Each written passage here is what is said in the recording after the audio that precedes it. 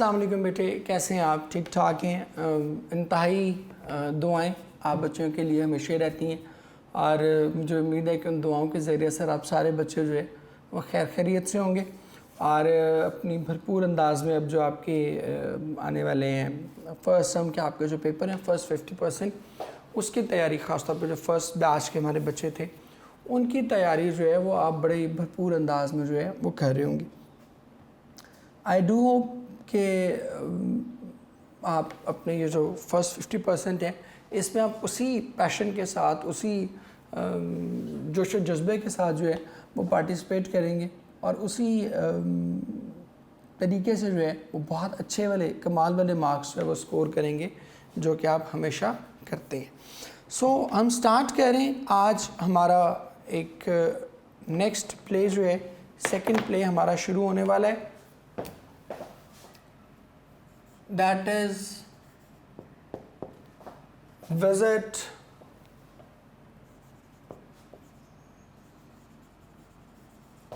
to a small planet, एक छोटे से सैयारे का दौरा। ये अगर हम इसके जॉनरा की बात करें, टाइप की बात करें कि ये किस टाइप का प्ले है, तो इट इज़ बेसिकली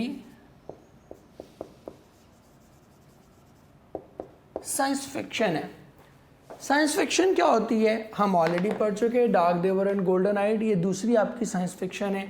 जो फिक्शन तो हम 3 बार बल्कि पढ़ चुके, तीसरी बार ये हम पढ़ने जा रहे हैं। इससे पहले आपने फिक्शन पढ़ी थी डार्क देवर एंड गोल्डन आइड में, वो साइंस फिक्शन ही थी। फिर आपने एक फ़िक्शन पढ़ी पोइम में भी, आज़िमांडियस एक फ़र्जी स्टोरी उसने तख्लीक की, वो भी फ़िक्शन थी।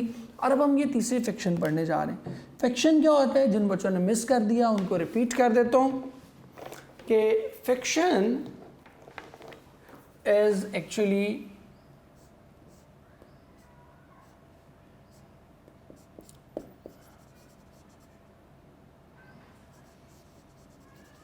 It is an imaginary story. ये ऐसी कहानी है जिसका हकीकत से कोई ताल्लुक नहीं होता। मैं दोबारा इसको लिख देता हूं।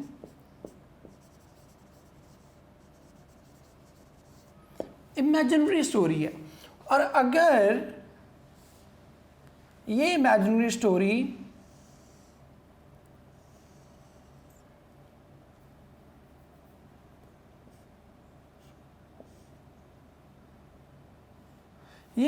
स्टोरी साइंस बेस्ड हो तो इसको हम क्या कहते हैं, दैट इज कॉल्ड फिक्शन।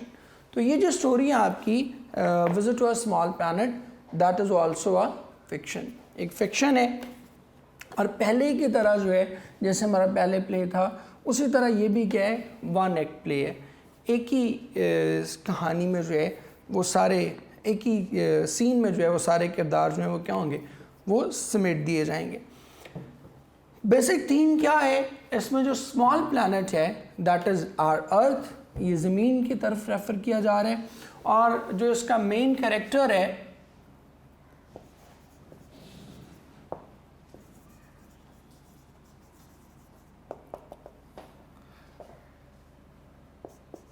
पहला है जी क्रेटन। क्रेटन जो है ये क्या है, ये एलियन है और ये क्या करता है, विजिट्स अर्थ। ये किसी ख़ास सियारे से आया हुआ है और आकर ज़मीन का क्या करता है, ज़मीन का दौरा करता है, ज़मीन को एक बार देखता है। इसके पास कुछ स्पेशल पावर्स हैं, वो आगे चल के हम तस्करा करेंगे। Lands in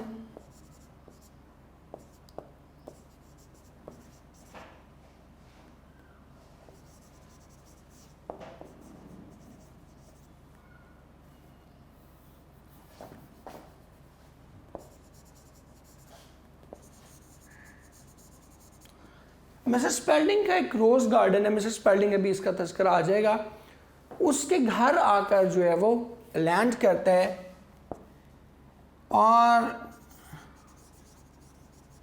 military thinks, setting इसकी यूएसए की है, तो military thinks that he is a spy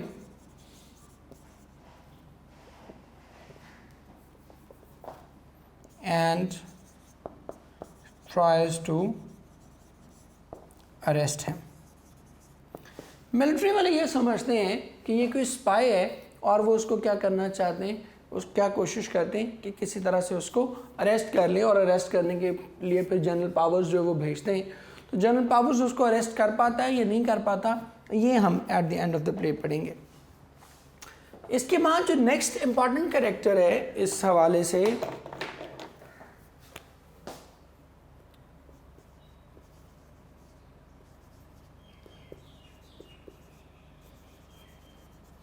that is Roger Spalding. Roger Spalding क्या है? अ स्टाउट पर्सन, एक हट्टा कट्टा और बड़ा ढीठ सा बंदा है क्या ये? बेसिकली न्यूज़ कास्टर है, ख़बरें वगैरह देते हैं, एंकर है बेसिकली, न्यूज़ कास्टर और कम एंकर, अपना शो जो है वो यहाँ पर चलाता है। तो उसी हवाले से जो है breaks the news of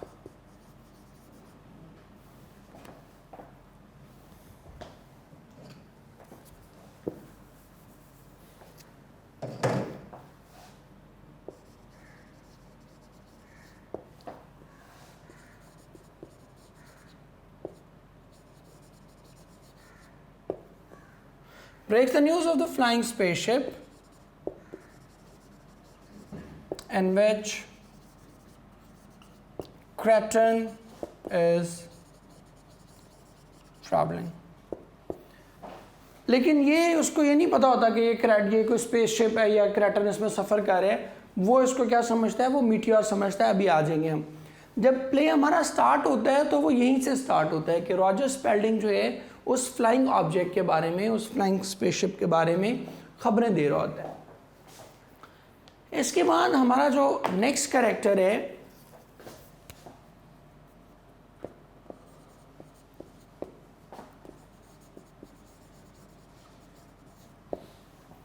that is Mrs Spalding, इसकी बेगम है।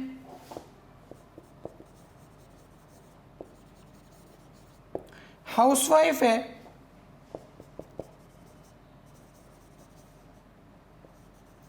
थोड़ी इमोशनल है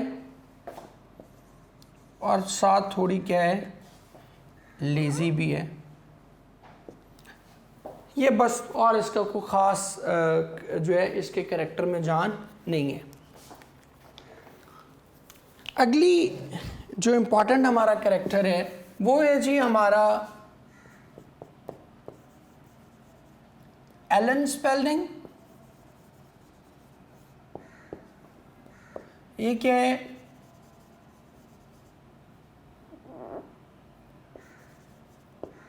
डॉटर ऑफ मिस्टर स्पेल्डिंग है।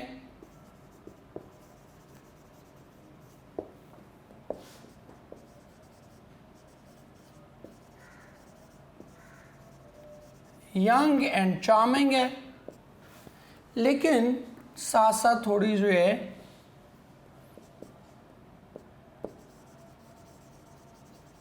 रेबेलियस एटीट्यूड है इसका। अपने बाप की जो है वो बातें नहीं मानती, उससे बहस करती है, उससे थोड़ा इख्तलाफ रखती है, उससे डिफरेंट ओपिनियन रखती है। और likes to marry John. John उसके एक दोस्त है, उसका फ्रेंड है, उसके साथ जो है वो शादी करना चाहती है, और इस बात पे भी जो है वो इसके बाप के साथ जो है वो झगड़ा होता है। नेक्स्ट कैरेक्टर जो हमारे सामने है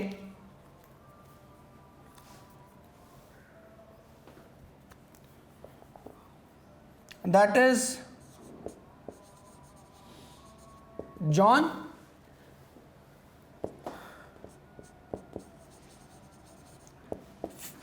John is the friend of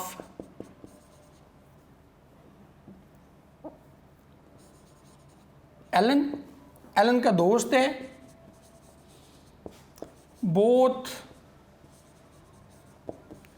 want to marry.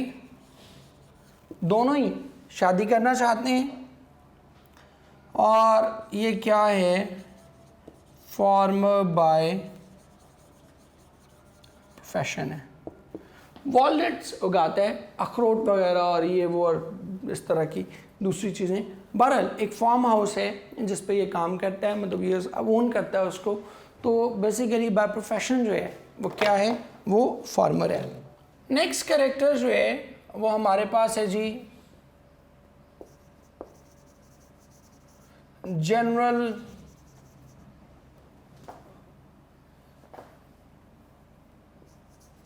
Powers. ये एक इम्पॉर्टेंट कैरेक्टर है। ये क्या है,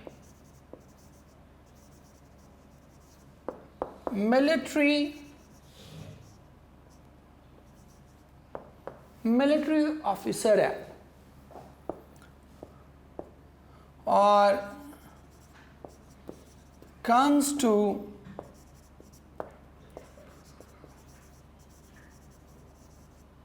Mr. Spalding's house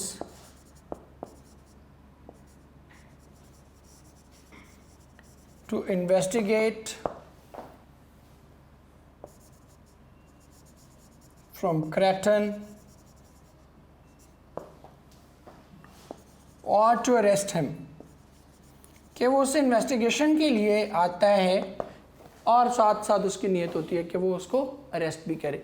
और आके इसकी फिर बड़ी एक हीटेड डिस्कशन जो है वो क्रेटन के साथ हम देखते हैं कि क्रेटन ठीक ठाक इसकी जो है उसके साथ डिस्कशन होती है, and that is perhaps the longest part of the play. ये जो है ये एक्चुअली समझता है कि things that क्रेटन is a spy. कहते हैं कि ये कोई स्पाई है जो किसी दूसरे मुल्क ने, हमारे दुश्मन मुल्क ने हम पर हमले से पहले जो है वो भेजा है। तो ये, और इसके बाद बल्कि मैं पूरा आपको इसका जॉन का पूरा नाम भी लिख दूं, ये है जॉन रेंडोल्फ, इसका कंप्लीट नेम जो है। एलन स्पर्लिंग तो मैंने लिख दिया ऑलरेडी। तो वो ये समझता है कि ये एक स्पाई है। और लास्ट एक कैरेक्टर है हमारा एड, इसको एड ही पढ़ते हैं, ठीक है। इसका और कोई रोल नहीं है सिवाय ये कि he is the assistant of general powers, and बस आगे लिखने की भी ऐसी ज़रूरत नहीं है कि ये जनरल पावर का असिस्टेंट है। और जब वो उसको रेड करता है मिस्टर स्पेल्डिंग के घर को, तो ये हर वक्त क्या करता है, ये उस पूरा वक्त जो है वो मौजूद रहता है और जनरल पावर्स के ऑर्डर्स जो है उनको कैरी करता है, उनको ओबे करता है। तो ये कुछ सीन है। स्टार्ट कहाँ से होता है, मैंने आपको बताया कि यहाँ से हम स्टार्ट करते हैं कि रॉजर स्पेल्डिंग जो है वो बेसिकली अपना टीवी शो कर रहा होता है, और टीवी शो में लोगों को बताता है कि वो जो फ्लाइंग ऑब्जेक्ट जिसके बारे में बात कर रही हो, सारी दुनिया में बात हो रही होती है, वो स्पेसशिप नहीं है बल्कि वो मीटियोर है। मीटियोर कहते हैं जो टूटा हुआ सितारा होता है, इसको हम मीटियोर कहते हैं। सो यहाँ से प्ले हमारा ओपन अप होता है, पहले उसकी सेटिंग्स हैं, सीन है, और फिर प्ले यहाँ से शुरू होता है। और फिर वो बताता है कि किस किस तरह ये मतलब मीटियोर है, मेरी जनरल पावर से बात हो गई है, और सब लोग यही कह रहे हैं कि इसमें घबराने की कोई बात नहीं है। लेकिन वो मीटियोर इंटरेस्टिंगली वो उसी के घर में, जिसको वो मीटियोर कह रहा होता है जिस स्पेसशिप को, वो उसी के घर में लैंड करती है और फिर सारे का सारा सीन जो है वो वहीं पे, क्योंकि वन एक्ट प्ले है तो पूरे का पूरा प्ले जो है वो उसी सेटिंग में स्टेज किया जाता है। ठीक हो गया, तो अब हम प्ले को पढ़ते हैं, hopefully you will love it. So हम स्टार्ट करें बेटे अपने प्ले को। स्टॉक शॉट मेरे पास पेज नंबर 14 है, नए एडिशन में शायद एक आध पेज का फ़र्क हो, बहरहाल आप देख लीजिएगा। सबसे पहले मैंने आपको बताया था कि प्ले में हम क्या करते हैं, सीन डिस्कस करते हैं कि जो स्टेज का जो मंजर है वो क्या है, और स्टॉक शॉट भी जो आपका इक्विपमेंट स्टेज पे पड़ा होता है ना, कि स्टेज पे क्या क्या चीज़ें रखी हुई हैं, उसको हम जो है वो क्या कहते हैं, उसको स्टॉक शॉट कहते हैं, स्टॉक शॉट कहते हैं, sorry. The night sky stars then slowly a luminous objects arcs into view. Arcs कहते हैं यूँ तैरते हुए, दायरे में तैरते हुए आपकी नज़रों के सामने आना। ल्यूमिनस कहते हैं ब्राइट। मैं लिख भी देता हूँ आपके लिए, हमें पता है कि हमने क्या लिखने हैं, इधर लिखने हैं मनी, इधर लिखने हैं सिनोनिम्स, और इधर हमने क्या करना है, इधर हमने अपना ग्रामर का काम करना है।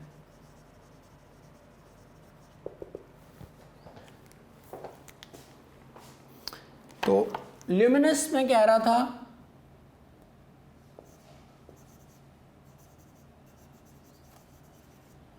ल्यूमिनस कहते हैं रोशन, चमकदार। इंग्लिश में आप इसको कहते हैं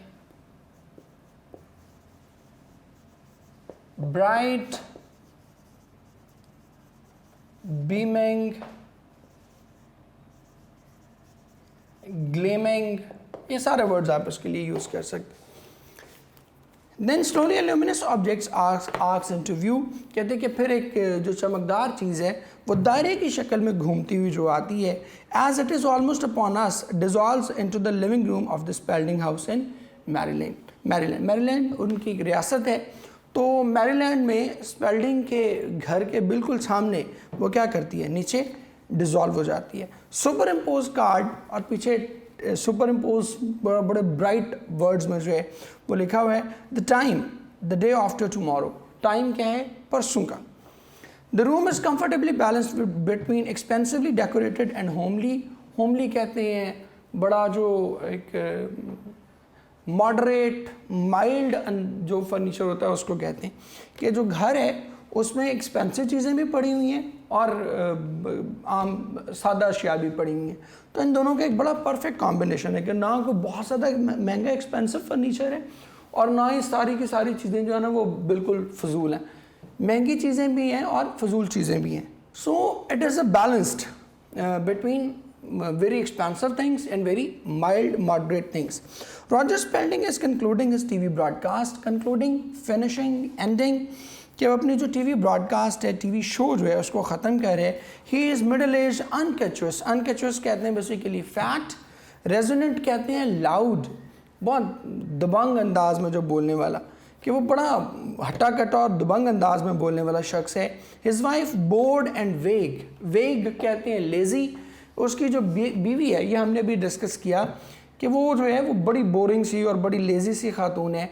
knits passively while he talks at his desk, कि वो कपड़ा बुनती जा रही है, स्वेटर वगैरह या कुछ भी, जबकि वो जो है अपने डेस्क पे बैठा हुआ अपना शो कंक्लूड कर रहा है। Two technicians are on hand. On hand का मतलब क्या है, हेल्प के लिए मौजूद हैं, कि दो टेक्नीशियंस जो हैं वो उसकी मदद के लिए मौजूद हैं। ऑपरेटिंग द इक्विपमेंट, जो कि सारे इक्विपमेंट की देखभाल कर रहे हैं। अब पहली चीज़ देख लें ज़रा ग्रामर से relevant.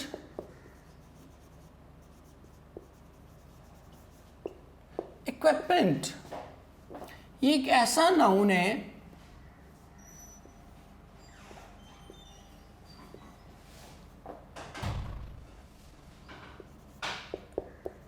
It is always used as singular, कि ये क्या है, ये हमेशा जो है वो सिंगुलर में यूज़ होगा, कभी भी प्लूरल में यूज़ नहीं होगा, कभी इक्विपमेंट से नहीं हो सकता, it will always be equipment.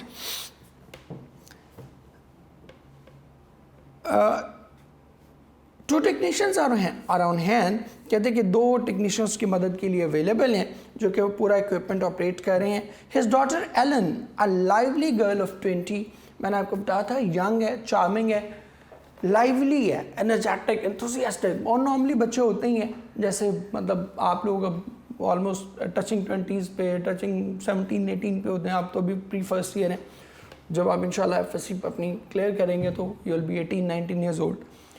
तो जो यंग बच्चे होते हैं, जो टीनेजर्स होते हैं, they are more often than not, they are passionate, they are lively, बड़े जोश और जज्बा उनमें बड़ा भरपूर होता है। फिजेस as she listen, fidgets basically कहते हैं बेचैन होना, रेस्टलेस, ठीक है।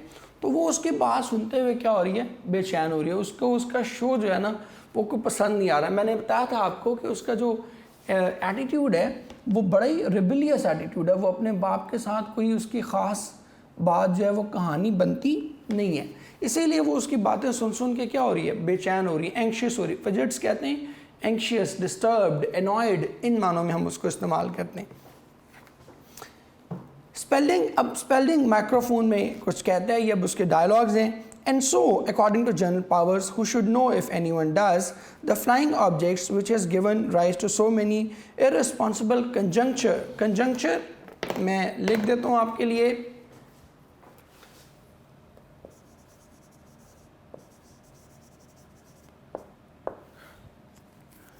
कंजक्चर कहते हैं ख्यालात या बहस, फजूल बहस, गैस वर्क जिसको आप कहते हैं।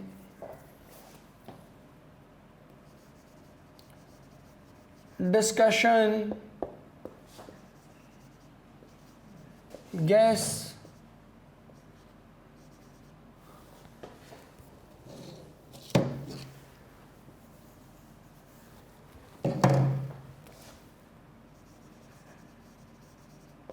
डिबेट,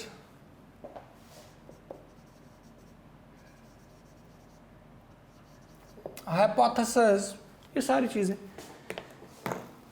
कहते कि मेरी अभी जनरल पावर से बात हुई है और वही शख्स है जिसको सही बात पता हो सकती है। अगर यहाँ हमारे यहाँ किसी को कोई सही बात पता है तो that is only general powers. And according to him the flying object which has given rise to so many irresponsible conjuncture is nothing more than a meteor passing through the earth's orbit। कहते कि उसके बकौल ये जिस flying object को देख के, वही फ्लाइंग ऑब्जेक्ट जो स्पेसशिप है एक्चुअली, जिसको देख के लोग इतनी ज़्यादा गैर जिम्मेदाराना किस्म की गुफ्तगू कह रहे हैं, ये कुछ भी नहीं है, ये कोई स्पेसशिप नहीं है, बल्कि ये एक मीटियोर है, एक टूटा हुआ सितारा है जो कि ज़मीन के ऑर्बिट से जो है वो गुजर रहा है। It is not as many believe a secret weapon of this country. और कहते हैं कि जैसे कि बहुत से लोग ये समझ रहे हैं ना कि ये कोई खुफिया हमारे मुल्क का हमारे दुश्मन मुल्क का कोई खुफिया हथियार है, तो ऐसा नहीं है। Nor it is a spaceship as certain lunatic elements have suggested. Lunatic कहते हैं मैड, इनसेन, और ना ही ये कोई स्पेसशिप है जैसे कि बहुत से अहमक लोग जो है वो ये कह रहे हैं कि ये कोई स्पेसशिप है, तो स्पेसशिप भी नहीं है। General powers has assured me that it is highly doubtful that there is any form of life on other planets capable of building a spaceship। कहते हैं कि जनरल पावर्स ने मुझे यकीन दिलाया है कि दुनिया में और कोई ऐसी मखलूक नहीं है जो इस काबिल हो के स्पेसशिप बना सके। If any traveling is to be done in space, we will do it at first। कहते हैं कि अगर स्पेस में कोई ट्रैवल होना है तो सबसे पहले हम करेंगे। अब ये उस वक्त की बात है, ये उस वक्त का ऐसे लिखा हुआ है जब अभी स्पेस ट्रैवल जो है वो पॉसिबल नहीं था, पुराना लिखा हुआ है। And those are his exact words, और ये उसके बिल्कुल एग्जैक्ट वर्ड्स हैं। If any travelling is to be done, इस लाइन को उसने इन्वर्टेड कॉमास में लिखा हुआ है। Which winds up another week of news। winds up कहते हैं concludes, finishes, और इसके साथ ही ख़बरों का ये हफ्ता भी जो है वो ख़त्म होता है। crosses to pose with his wife and daughter, और वो दूसरी तरफ जाता है और अपनी बेगम और बेटी के साथ एक पिक्चर लेते हैं। This is Roger Spalding saying good night to mother and father America।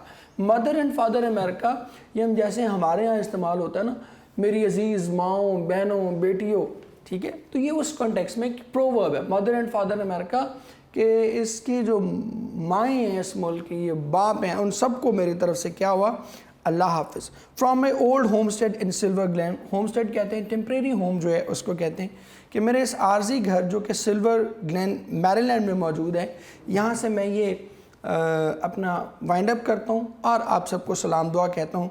Close to the warm pulse beat of the nation, और मेरा ये जो घर है, ये अवाम या मैं और मेरी फैमिली और मेरा घर, इनके दिल जो है वो अवाम के दिलों के साथ धड़कते हैं। जैसे अमूमन हमारे न्यूज़ कास्टर वगैरह प्रोग्राम को वाइंड अप करते हुए कहते हैं कि अल्लाह आप सबको अपनी हिफ्ज़ अमान में रखे, मैं आपसे इजाज़त चाहता हूँ, अल्लाह हाफ़िज़, और इस तरह की चीज़।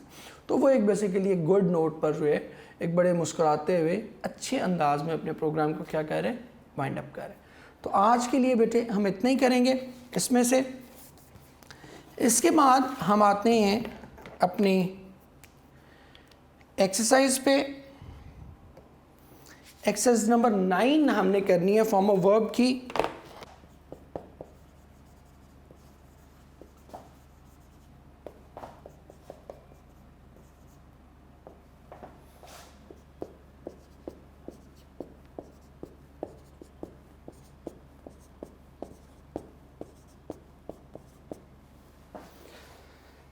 अच्छा जी, नंबर 9 पे जी, none of us like the idea, कि हम में से किसी को भी ये आइडिया जो है वो पसंद नहीं आया। ठीक है, अब या तो ये हो सकता है पसंद ना आया तो पास्ट हो जाता, पास्ट की तो यहाँ पर ऑप्शन ही कोई नहीं है, तो जब पास्ट के ऑप्शन नहीं है तो ये फिर इसका मतलब है रूटीन है कि हमें उसका ये आइडिया कभी भी पसंद नहीं आया। तो फिर हम क्या करेंगे, option B, likes the idea, क्योंकि रूटीन हैबिट को हम किस में एक्सप्रेस करते हैं, प्रेजेंट इंडेफिनिट में। नेक्स्ट देखें जी, she teaches us very well now. अब नाउ आ गया, नाउ क्या है, नाउ का मतलब है अभी अभी, करंटली कोई काम हो रहा है।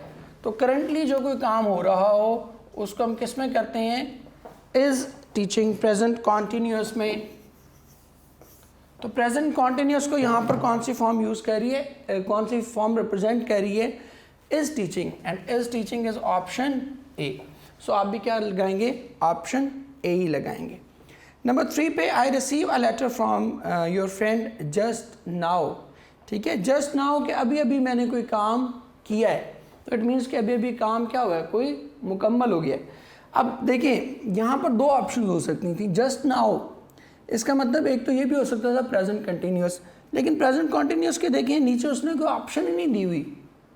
ठीक है, रिसीव्ड है, हैव रिसीव्ड है, हैड रिसीव्ड है, तो विल हैव रिसीव्ड है, तो प्रेजेंट कंटिन्यूस की कोई ऑप्शन। तो फिर दूसरी ऑप्शन हमारे पास जस्ट नाउ की क्या बनती है कि कोई काम अभी अभी मुकम्मल हुआ है। तो अभी अभी जो काम मुकम्मल होता है वो क्या होता है, वो प्रेजेंट परफेक्ट होता है, कि होता परफेक्ट ही है लेकिन अभी मुकम्मल हो गया होता है, माजी होता है लेकिन माजी करीब ही होता है। तो फिर क्या आएगा, have received just now, option just now.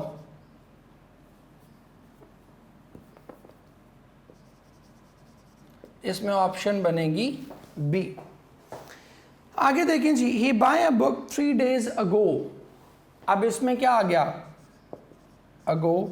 अगो क्या शो कर रहा है, पास्ट टाइम, वक्त गुजर गया।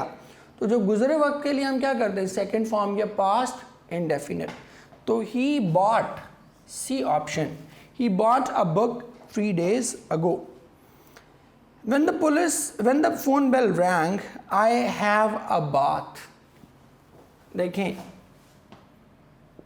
इसमें क्या कीवर्ड क्या है, when, कि जब ये हुआ तो मैं ये कर रहा था। अब माजी के दो इवेंट्स हैं और वो साइमल्टेनियसली हो रहे हैं, इकट्ठे हो रहे हैं। तो हमने क्या कहा था, उसमें हम एक में पास्ट इंडेफिनिट यूज़ करते हैं और दूसरे में क्या करते हैं, पास्ट कंटिन्यूस।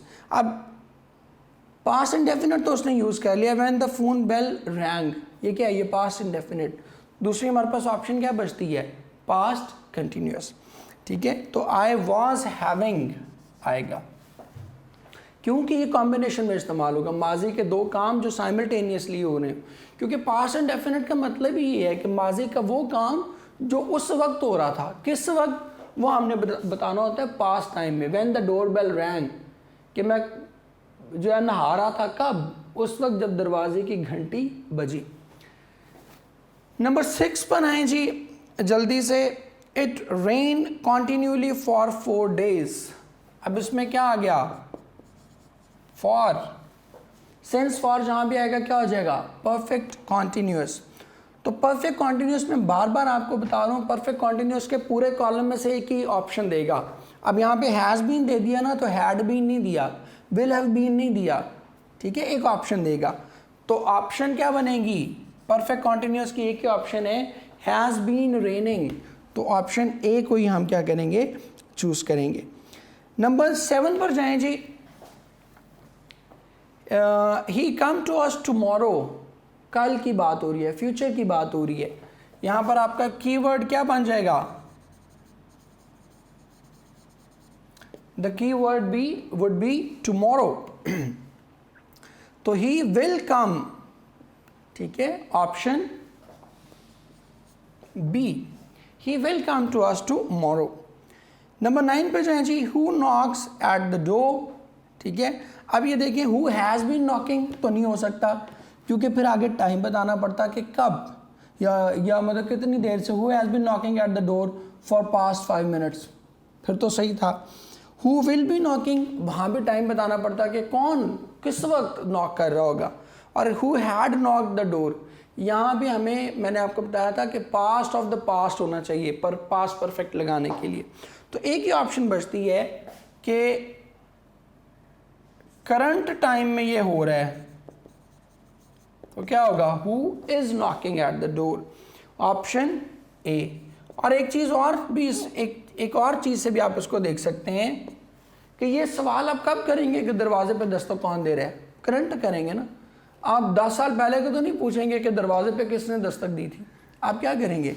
करंट टाइम में उसको पूछेंगे। If he had helped I would have passed. Number, ओहो सॉरी, मैंने 8 मिस कर दिया है, 8 ठीक कर ले बेटे। 8 ऑप्शन ना, ये 9 है करंट टाइम वाला ना, ये ठीक कर लीजिएगा मेरे बच्चों।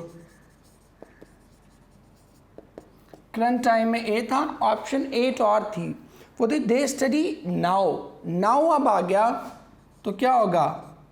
That will definitely be present continuous. तो प्रेजेंट कॉन्टिन्यूस की एक ही उसने ऑप्शन दी हुई है, they are studying now, B option. If he had help me I would have passed, ये कंडीशनल है। और कंडीशनल कौन सा है? That is third conditional. तो थर्ड कंडीशनल में क्या करते हैं? एक में हैड लगाते हैं और दूसरी क्लॉज में क्या करते हैं? वुड हैव लगाते हैं। अब हैड उसने पहले ही लगा दिया है, तो दूसरे में क्या लगेगा? Would have passed. तो लिहाजा यहाँ पर हमारी ऑप्शन भी क्या होगी? The correct option would be option B. ठीक हो गया बेटे। इसके साथ ही हम अपना आज का ये लेक्चर जो है इसको वाइंड अप करते हैं। आई डू होप कि आप सारे बच्चों ने बड़े अच्छे से समझ लिया होगा, और जो प्ले हमने स्टार्ट किया है उसको भी साथ साथ जो है वो हम फॉलो करते रहेंगे। थोड़ा सा लेंथी प्ले है, हमें 3-4 दिन लगेंगे मज़ीद इसमें, तो आपने उस पर जो है ना वो नहीं होना कि लो जी प्ले ख़त्म ही नहीं हो रहा। तो 3-4 दिन हमें लगेंगे और इंशाल्लाह हम उन 3-4 दिनों में अपने प्ले को जो है वो वाइंड अप कर लेंगे। टिल देन, कल के लिए आप बच्चों के लिए बहुत सी दुआएं, बहुत सी नेक ख्वाहिशात। जीते रहें, खुश रहें और इसी तरह हंसते मुस्कुराते और पढ़ते रहें। अल्लाह हाफ़िज़ मेरे बच्चे।